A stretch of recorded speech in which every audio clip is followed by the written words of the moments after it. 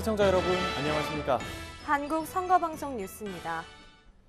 중앙선거관리위원회는 매년 국회의원 보좌관과 정당 관계자를 대상으로 위법 행위 예방을 위한 정치관계법 설명회를 개최하고 있습니다.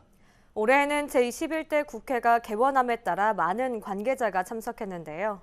2020년도 상반기 정치관계법 설명회가 열린 현장을 직접 다녀왔습니다. 중앙선거관리위원회는 지난 17일 서울 여의도 국회의원회관 대회의실에서 국회의원 보좌진과 정당 관계자를 대상으로 정치관계법 설명회를 개최했습니다. 이번 정치관계법 설명회는 제21대 국회의원 임기 개시에 따라 국회의원 의정활동 등과 관련한 정치관계법의 주요 내용 및 사례 안내를 통해 모르고 발생할 수 있는 위법 행위를 사전에 예방하기 위해 진행되는데요. 국회의원 보좌진과 정당 관계자 등 실수요자의 요구를 반영하여 적극적으로 법규 정보를 제공했습니다. 회계 책임자의 역할이 정착금에 대해서는 저기가 A에서 Z로 봤을 때 처음과 시작이라고 보시면 됩니다. 정치관계법 설명회에서는 공직선거법의 주요 내용 및 사례, 공직선거 절차 사무에 의해 정치자금 수입 지출 회계 처리, 정치자금 회계관리 프로그램 활용 방법 등에 관한 내용을 상세히 설명했는데요. 앞으로도 중앙선거관리위원회는 국회의원 보좌진과 정당 관계자를 대상으로 한 교육 등으로 위반 행위 예방을 위해 지속적인 관심을 기울일 예정입니다. 요즘 SNS에서는 사진 기반 인스타그램과 더불어 1인 미디어나 방송을 바탕으로 한 유튜브 등의 동영상 플랫폼이 발달하면서 선거운동 과정에서 동영상을 이용한 허위사실 유포, 비방 등이 증가하는 추세입니다. 이에 대한 대응책 마련이 시급한 상황인데요.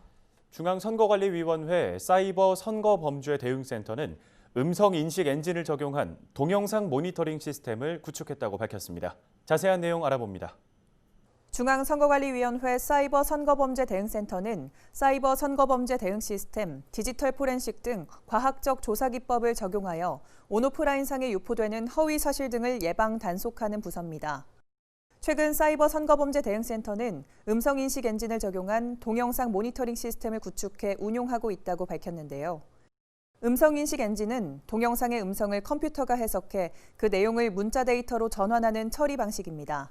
사이버 선거범죄 대응센터는 유튜브 등과 같은 동영상 플랫폼의 다양한 동영상 콘텐츠들을 신속하게 모니터링하기 위해 도입했다면서 위반 게시물 선별 시 동영상을 모두 시청해야 하는 시간적 한계를 극복할 수 있어 보다 많은 양을 처리할 수 있는 장점이 있다고 전했습니다.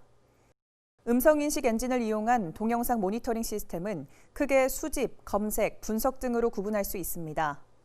선거 관련 파급력이 큰 유튜브 채널 등에 대한 정보 및 동영상 콘텐츠 수집, mp3 등 음성 파일은 물론이고 mp4, AVI 등 동영상 파일도 텍스트로 자동 변환하는 기능을 갖추고 있습니다.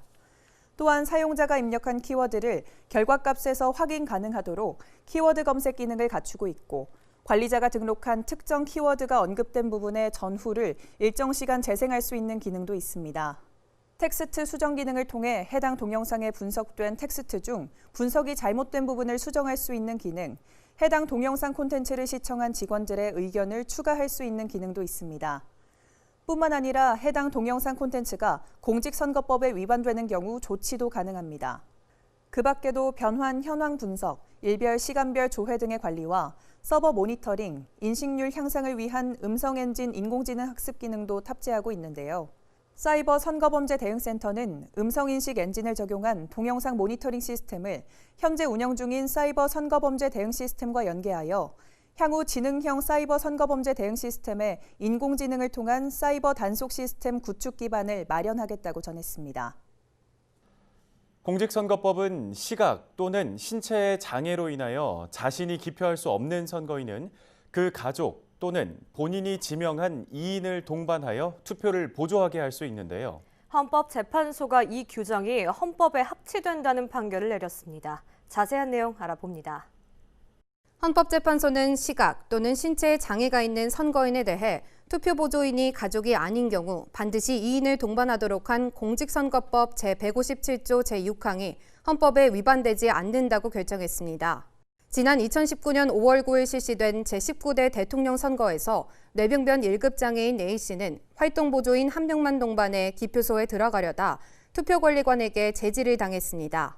이에 A씨는 공직선거법 제157조 제6항 후단과 투표관리관의 제지 행위가 선거권, 사생활의 비밀과 자유, 평등권을 침해한다고 주장하며 헌법 소원 심판을 청구했는데요.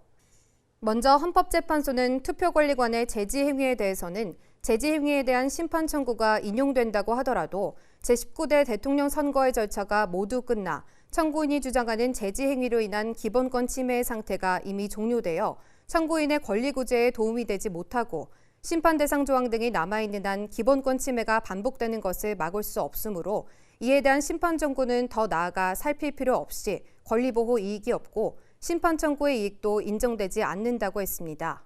공직선거법 제157조 제6항 중 신체의 장애로 인하여 자신이 기표할 수 없는 선거인은 본인이 지명한 이인을 동반하여 투표를 보조하게 할 수 있다 부분에 대한 청구인의 선거권 침해 여부에 대해서 헌법재판소는 심판 대상 조항은 신체의 장애로 인하여 자신이 기표할 수 없는 선거인의 선거권을 실질적으로 보장하고 투표 보조인이 장애인의 선거권 행사에 부당한 영향력을 미치는 것을 방지하여 선거의 공정성을 확보하기 위한 것으로 입법 목적의 정당성이 인정된다며 투표 보조인이 가족이 아닌 경우 반드시 이인을 동반하도록 한 것은 위와 같은 목적을 달성하기 위한 적절한 수단이므로 수단의 적합성도 인정된다고 판단했습니다. 또 심판 대상 조항은 중증장애인의 선거권 행사를 대리투표로 악용하는 선거범죄를 방지하고자 한 것이며 투표의 비밀이 보다 유지되도록 최소한의 인원인 2인으로 한정하고 비밀 유지 일부를 준수하도록 강제하고 있어 침해의 최소성 원칙에 반하지 않는다며 기각 결정을 내렸습니다.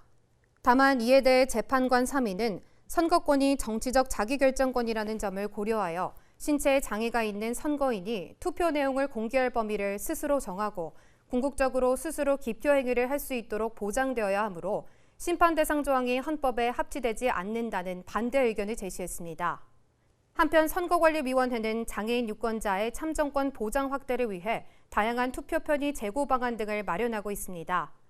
먼저 투표소의 접근성 확보를 위해 1층 또는 승강기가 설비된 곳에 투표소를 설치하고 중증장애인 등을 대상으로 이동 지원 차량과 활동 보조인을 지원합니다. 장애인 유권자들의 투표소 내 투표 편의 제공을 위해 안내문이나 투표 가이드북 등을 비치하고 특수형 기표용구나 점자형 투표 보조용구의 제작 및 비치, 임시경사로 및 대형 기표대의 설치, 수어통역 투표 사무원 등을 배치합니다. 선거정보 제공을 위해 장애인 유권자 선거참여 교육자료 및 어르신, 장애인 등을 위한 투표 안내 웹페이지 제작, 점자, 음성, 수어 투표 안내, 쉽게 설명한 투표 안내 애니메이션, 선거 안내 책자 제작, 기관 시설 기표소 운영 매뉴얼, 영상 및 리플릿 배부 등도 함께 진행하고 있습니다. 중앙선관위는 앞으로도 장애인 유권자의 참정권 보장을 위해 지속적으로 노력하겠다고 밝혔습니다.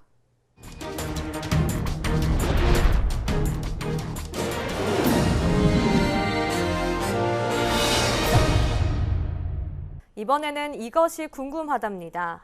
오늘은 후원회에 대해서 정수연 리포터가 자세히 설명해 드립니다. 오늘 이것이 궁금하다의 주제는 후원회입니다. 최근 전국 기초의회 의장들이 지방의원은 후원회를 둘 수 없도록 제한한 정치자금법을 개정해 지방의원과 지방선거 후보자 및 예비후보자도 정치자금을 모을 수 있도록 해야 한다고 촉구하는 결의문을 채택했습니다.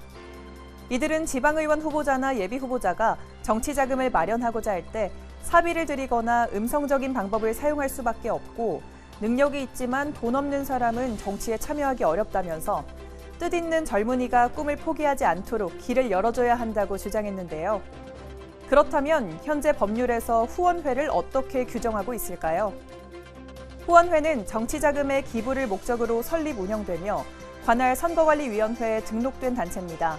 중앙당, 국회의원, 대통령 선거의 후보자 및 예비후보자, 정당의 대통령 선거 경선 후보자, 지역구 국회의원 선거의 후보자 및 예비후보자, 중앙당 당대표 경선 후보자, 지방자치단체의 장선거 후보자는 각각 하나의 후원회를 지정해서 둘 수 있는데요.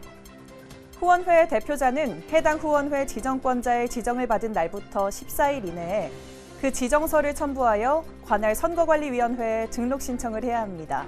이때 후원회의 명칭, 소재지, 정관 또는 규약, 대표자의 성명, 주민등록번호, 주소, 회인 및 그 대표자 직인의 인형, 중앙선관위 규칙으로 정하는 사항 등을 등록합니다.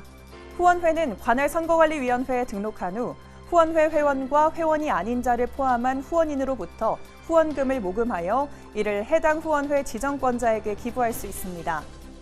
후원회 회원은 대한민국 국민이라면 누구든지 자유의사로 할 수 있습니다. 다만 국내외의 법인 또는 단체 등 기부를 할 수 없는 자와 공무원, 사립학교의 교원, 법령의 규정에 의하여 공무원의 신분을 가진 자 등 정당의 당원이 될 수 없는 자는 후원회 회원이 될 수 없습니다. 후원인이 후원회에 기부할 수 있는 금액도 제한이 있습니다. 후원인은 연간 2천만 원을 초과해서 기부할 수 없는데 대통령 후보자나 대통령 선거 경선 후보자의 후원회에는 각각 1,000만 원, 그 외의 후원회에는 각각 500만 원 이내로 기부할 수 있는데 익명으로는 1회 10만 원 이하, 연간 120만 원 이하의 후원금을 기부할 수 있습니다.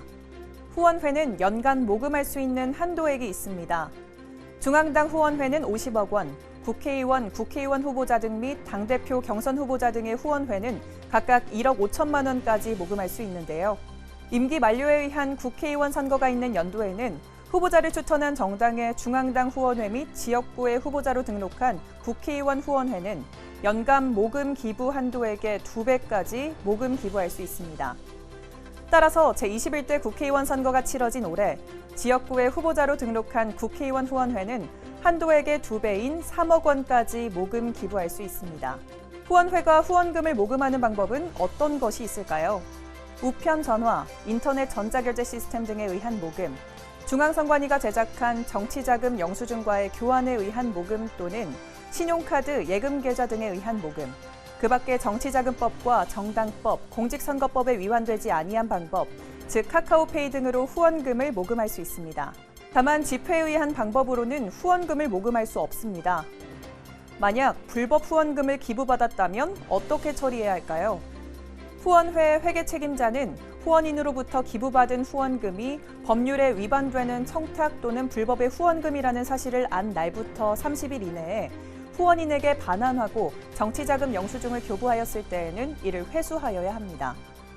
후원인의 주소 등 연락처를 알지 못하여 반환할 수 없거나 후원인이 수령을 거절하는 때에는 선관위를 통해 불법 후원금을 국고에 귀속시켜야 합니다. 지금까지 후원회와 후원금에 대해서 알아봤는데요. 후원회와 후원금은 정치자금이 필요한 사람이 투명하게 정치자금을 조달할 수 있도록 하는 제도인 만큼 깨끗한 정치를 위해서는 꼭 필요하다는 것, 이제 아시겠죠? 이것이 궁금하다였습니다.